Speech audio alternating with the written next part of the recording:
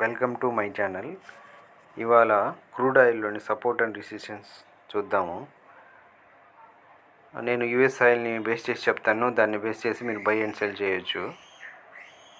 ఇవాళ market 9th July ఇంకా open అవ్వలేదు.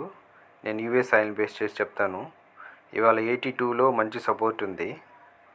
82 బ్రేక్ అయితేనే అది ఖచ్చితంగా 81 దాకా వస్తుంది. మధ్యలో 81.19 కూడా ఒక సపోర్ట్ ఉంది. అది బ్రేక్ అయితే 81 ఖచ్చితంగా వస్తుంది. ఒకవేళ మార్కెట్ పైకి వెళ్తే 82 దగ్గర నుంచి 82.52 ఆ పైన పైకి వెళ్తే 83.